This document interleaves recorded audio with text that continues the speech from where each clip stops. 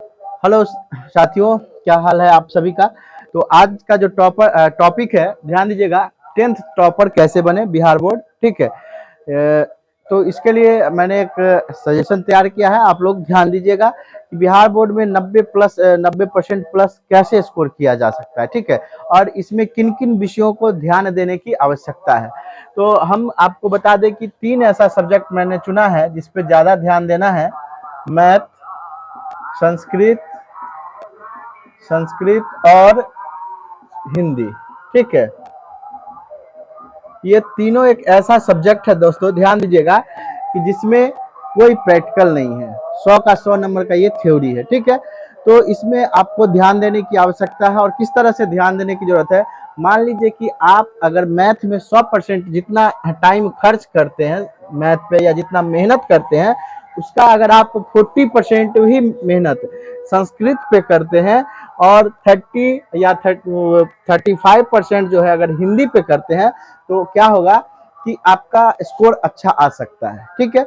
अब आपका प्रश्न होगा कि सिर्फ इस तीनों विषय को क्यों ज्यादा मेहनत किया जाए, सोशल साइंस और साइंस को क्यों नहीं मेहनत किया जाए। तो देखिए, आपको हम बताते हैं। सोशल साइंस और साइंस एक ऐसा सब्जेक्ट है, सोशल साइंस और साइंस एक ऐसा सब्जेक्ट है कि जिसमें 20-20 नंबर का क्या होता है, प्रैक्टिकल होता है। 20 नंबर का प्रैक्टिकल होता है दोनों में। ठीक है। बचा हमारे पास कितना, 80-80 नंबर दोनों का। ठीक है। 80-80 मार्क्स का एग्जाम होता है, रिटन एग्जाम, जिसमें 40 ऑब्जेक्टिव होता है। कितना होता है, 40 ऑब्जेक्टिव।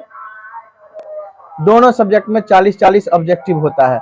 अब हम आपको बता दें कि ये 40 ऑब्जेक्टिव के लिए आपके पास ऑप्शन होता है कि 80 क्वेश्चन में 40 ऑब्जेक्टिव को चूज करना होता है। तो आपके लिए कहीं ना कहीं आसान हो जा रहा है।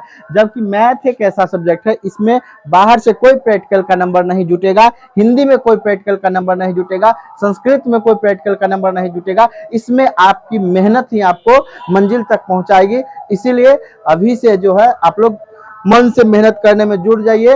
और अब आपके पास मात्र 4 महीने का समय है। ठीक है। 8वां महीना चल रहा है।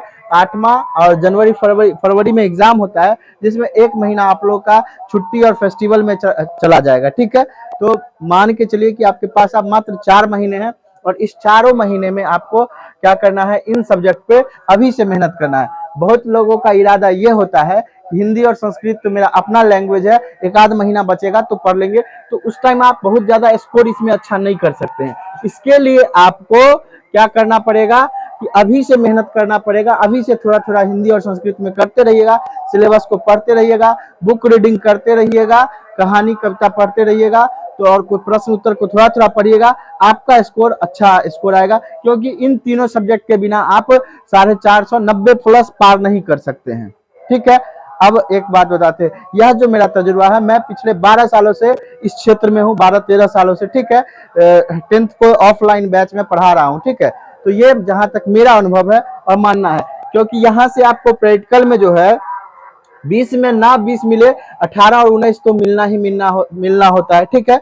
18-19 नंबर प्रैक्टिकल से अगर आप माना कि आपको पूरा 100% साइंस नहीं आता है, 40 ऑब्जेक्टिव में अगर आप 30 नंबर भी ले आते हैं, तो 30-20-50 तो आपका ऐसे आ जाता है।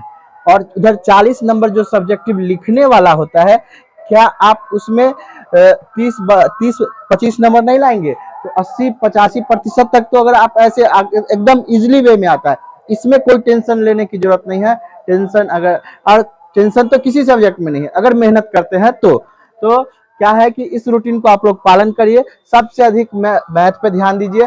अगर 90 प्लस स्कोर करना है, संस्कृत पे ध्यान दीजिए, हिंदी पे ध्यान दीजिए। मैं नहीं कहता कि इसमें ध्यान नहीं देना है, इसमें भी ध्यान देना है।